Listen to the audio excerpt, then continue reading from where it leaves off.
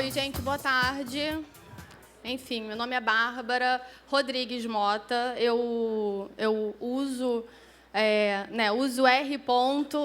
Não esperava que fosse ser mencionado, mas é o ano do centenário, então me comprometi a sair do armário esse ano, falar abertamente sobre o assunto e, enfim, não esconder isso.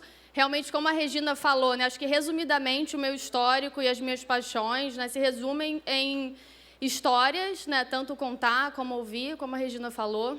Educação, eu acho essencial. Eu acho que se a gente está falando de entretenimento, a gente tem que falar em educação. E eu vou tentar explicar por quê, que essas são as minhas duas grandes paixões.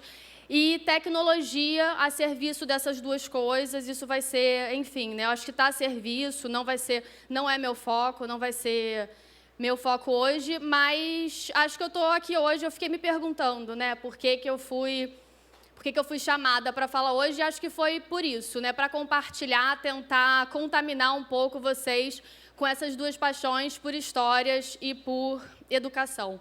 Acho que todos nós aqui gostamos de ouvir histórias, é claro, todo mundo gosta de uma boa história, faz parte do que faz, do que nos une enquanto humanos, essa paixão por ouvir boas histórias. Contar boas histórias, de certa forma, também, a gente se comunica e eu achei muito bacana como, fui super inspirada por todas as falas de hoje, o Adailton Medeiros do Pontocini falando, arroz, feijão e cinema. A gente tem essa necessidade de consumo. E depois o Renato Borg falando sobre essa necessidade que ele sentia incontrolável, acho que foi a palavra que ele usou, de se expressar, de transmitir essas emoções. Eu acho que isso também é muito humano e une a gente, essa necessidade de se expressar. Mas o que eu queria levantar para vocês hoje é que talvez essa capacidade de se expressar não seja, assim como o acesso à cultura e ao cinema, que essa capacidade de se expressar não seja tão bem distribuída quanto poderia e deveria ser. Eu acho que nós que temos essa capacidade, todo mundo aqui levantou a mão para o Facebook, para o Twitter, muita gente aqui deve ter blog, deve escrever, deve conversar, se manifestar. E a minha experiência, eu já trabalhei muito com educação, a minha experiência é que isso não é um direito universal e que deveria ser. As pessoas não têm acesso a se expressar, e a Regina mencionou que eu sou neta de Nelson Rodrigues, o Adailton falou também que ele nasceu artista numa família de proletários e comerciantes. Eu nasci numa família de artistas, minha mãe também é escritora, meu avô era escritor, tinha um pouco esse peso, e eu fugi, falei, não, vou fazer engenharia genética. Aí, em algum momento, eu falei, para que fugir, vamos assumir, quero trabalhar com histórias. Mas isso não veio pela minha família, na verdade, Isso veio por uma outra coisa, uma outra situação que eu passei, que eu acho que também diz respeito a um outro direito universal, que as pessoas também não dão a devida atenção. Eu acredito no direito universal das pessoas terem crises existenciais. Eu acho que muita gente não tem esse direito por uma série de questões, não se dá esse direito de olhar para dentro, de se questionar, de ter crises. E eu acho que isso também é um direito universal e acho que não é igualmente distribuído. Eu tive uma crise existencial, enfim, Estou falando de duas coisas que todo mundo aqui pode estar parecendo clichê, mas não é. Não é, essas coisas não são igualmente distribuídas, como eu falei. Paixão por histórias e o direito à crise existencial, acho que grande parte dos adolescentes, jovens adultos, devem ter crises existenciais, se questionar, oh meu Deus, o sentido da vida. E em algum momento eu me questionei, eu sentia que eu estava vivendo num filme B, que era uma mistura de Proust com Nelson Rodrigues, com Sessão da Tarde. Eu falava, meu Deus, não tem sentido nada. E aí foi quando eu fui buscar as histórias, eu digo, e é uma verdade, que as histórias me salvaram, tanto a paixão por histórias, quanto ter decidido fazer disso a minha vida de alguma forma e ter ido estudar cinema. E eu digo também que eu aprendi mais sobre engenharia genética com cinema do que provavelmente teria aprendido na faculdade de engenharia, sobre pessoas, sobre ser humano, sobre emoções. E aí sempre gostei muito de de tecnologia também e fui trabalhar com educação, né, em algum momento, e num projeto chamado Almanac da Rede, que é uma rede social de escrita criativa, né, que ensina jovens da rede pública a contarem histórias. Obrigada. Que ensina jovens da rede pública a contarem histórias e, enfim, né? Aceitei, era um emprego, né? Precisava de um emprego, era bacana. Falei, é uma boa causa, né? Vamos lá. E eu fiquei assustadíssima, porque as pessoas, na verdade, esses jovens não sabiam escrever. Então, eu que sempre tinha escrito, passei a minha vida inteira escrevendo, e entrei nessa plataforma, né, era online, então jovens entravam para escrever, e eles não sabiam escrever, mas eles queriam muito se expressar. Então, eu fiquei com uma agonia, né? Era como pegar esse desejo incontrolável que foi mencionado, e eles tentando e não conseguindo, e foram aprendendo com o tempo nessa rede, nessa dinâmica, um comentando os textos dos outros, né? E, enfim, foi uma experiência maravilhosa para mim. Hoje eu trabalho mais com histórias e, né, normalmente as pessoas sobem num palco e dizem o que elas são, né? A Regina me apresentou como diretora de cultura, que, né, eu cheguei na empresa, pedi para me explicarem um pouco o que era. Isso é uma história real, Regina. Pedi para explicarem o que era. Aí falaram, olha, um diretor de cultura é uma pessoa que está sempre ligada no que está acontecendo no mundo, né? Dá voz a quem não está falando, tenta encontrar as tendências, as novas coisas que vão acontecer, traz esse oxigênio. Aí eu falei, gente, vocês querem contratar a Regina Casé, né? Vou tentar, vou fazer o possível. Mas E aí, quando eu vim para cá hoje, eu falei, gente, não posso me definir de outra forma que não enquanto contadora de histórias, né? Mas aí eu fui lembrando dos meus sobrinhos, né? Acho que todos nós somos contadores de histórias, eu falo isso para eles, né? Eu falava que, o que você faz, tia Babi? Eu sou contadora de histórias. Aí, no início, era, que legal, minha tia é contadora de histórias. Aí foram crescendo. Aí foram... Mas, tia Babi, você não fala que todo mundo é contador de história? Que a gente é contador de história também? Mas tá, tudo bem, deixaram passar. Aí cresceram um pouco mais, aí me viram mais velho. Outro dia, mas, tia Babi, isso não é uma profissão de verdade, né? Complicado isso. Enfim, entrei em crise existencial novamente, mas vida que segue. E eu acho mesmo que somos todos contadores de história, né? Mas, para contar a história, a gente tem que saber consumir boas histórias também, né? Ter acesso a boas histórias. Acho que a gente falou muito disso também, para a gente poder contar as nossas próprias histórias e não ter acesso a uma só, né? Tem uma citação do Buñuel, o cineasta, que fala algo como Deus e país são um time imbatível. Juntos, eles são responsáveis por grandes opressões e derramamentos de sangue. E são duas grandes histórias a quais as pessoas têm acesso, né? Religião e país e nacionalismo, a gente vê o que acontece quando pessoas têm acesso a só isso. Então, eu acredito realmente no acesso a muitas histórias, né? Para que as pessoas possam, de fato, em algum momento, contarem as suas próprias, né? A gente vive num país, né, tão bem representado tantas vezes pela Regina Casé, num país muito sincrético, né? A gente tem uma série de culturas, né? Eu venho de uma família que tem isso, né? Na raiz, o meu pai é cientista, ateu, militante, ateu, graças a Deus, filho de uma família evangélica, fervorosa, que não tem nenhum preconceito contra outras religiões. E a minha mãe se define como politeísta. E eu cresci assim, meu pai é ateu, minha mãe é politeísta, super normal. Meu pai é da Bahia, minha mãe se apaixonou pela Bahia, pela cultura baiana e africana.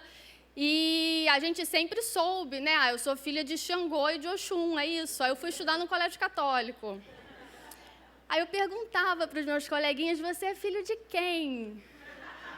Aí eles me olhavam assustados, eu sou filho do meu pai, da minha mãe.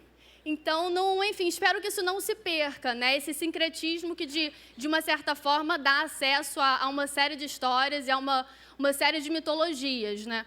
Mas, além do acesso, a gente tem que ensinar os nossos jovens a se expressarem, né? Eu queria realmente conseguir transmitir, de alguma forma, essa paixão. Então, eu escolhi 3 histórias para contar, para tentar expressar um pouco isso. Vou ver se eu tenho tempo de contar as 3. Vamos lá, valendo. As histórias são muitíssimo importantes para os seres humanos por alguns motivos. Um deles é para dar sentido à vida, né? Como eu falei, eu tive uma crise de sentido. Acho que é normal as pessoas terem crise de sentido de tempos em tempos, né? Acho que as histórias servem também para resolver essas questões. E eu, com 20 anos, eu escrevia para um site de cultura e fui cobrir a Flip. Não lembro exatamente que ano foi isso, 20, 21 anos. Fui cobrir a Flip e tinha um autor africano aqui, chamado Ismael Bea, ou Bea. E eu assisti a palestra dele, eu vi ele andando pela Flip, ele era um monge zen budista, negro, lindo, esbelto, passeando pela Flip. E aí ele foi ler um trecho do livro dele, autobiográfico. Eu, 20 anos, alienada, nem sabia do que se tratava, cheguei lá, fui assistir, e era uma história super comovente dele em Serra Leoa. Ele virou um menino guerrilheiro, e ele contou essa história num livro chamado Muito Longe de Casa. É lindíssimo, e eu fui entrevistar ele depois. E aí eu, do alto da minha arrogância de 20 anos, fiz uma série de perguntas, e eu fiquei abismada com o livro. É de uma violência sem tamanho, ele conta tudo o que ele fez. E eu conto isso porque eu aprendi muito com essa história, não tenho vergonha da minha estupidez, da minha arrogância, porque eu aprendi. Mas eu perguntei para ele se ele tinha escrito o livro para ele se perdoar pelo que ele tinha feito. E ele disse muito calmo, muito, muito tranquilo. Ele falou, não, eu escrevi o livro para eu conseguir perdoar a humanidade pelo que a humanidade fez comigo. Então, ele conseguiu refazer o sentido da vida ao escrever esse livro autobiográfico, contando tudo o que ele tinha passado. Mas ele tinha uma formação muito sólida, né? Ele conta no livro que, antes dos pais serem sequestrados e mortos, que eles ouviam rádio, né, a BBC, ouvindo Shakespeare, então tinha uma certa facilidade, né? E aí, trabalhando no Almanac depois, eu conheci um menino que não tinha, essa história sofrida, mas não tinha ferramentas também para se expressar. E o Almanac da Rede tinha uma dinâmica de jogo, né? Tem uma dinâmica de jogo, a plataforma ainda existe. E aí os jovens entravam e eles ganhavam pontos por escrever no blog, por escrever histórias e por comentar no blog dos outros. E aí o Ismael, também, coincidentemente, eu percebi hoje isso, que eles têm o mesmo nome, esse menino Ismael começou a copiar e colar o mesmo comentário várias vezes para ganhar ponto e para receber a premiação, que era uma ida ao cinema, né? Novamente, aí uma relação com o Ponto Cine, com esse acesso, muitos deles nunca tinham ido ao cinema, e ele começou a copiar e colar. E isso era proibido, né? Pelas regras do jogo, ele poderia ser expulso da plataforma, a escola estava envolvida nisso, e a professora dele falou, olha, dou aula para ele já há algum tempo, não tem jeito, pode tirar da plataforma, é incurável, não tem a menor solução. Isso para a gente não fazia o menor sentido, né? Ele não ter uma chance de jogar direito. A gente encontrou o telefone dele, ligou para ele, deu-lhe um esporro, falou, olha, tá tudo errado, você não pode fazer dessa forma, mas a gente quer que você continue. Você tem que jogar de acordo com as regras do jogo, que são essas, essas e essas.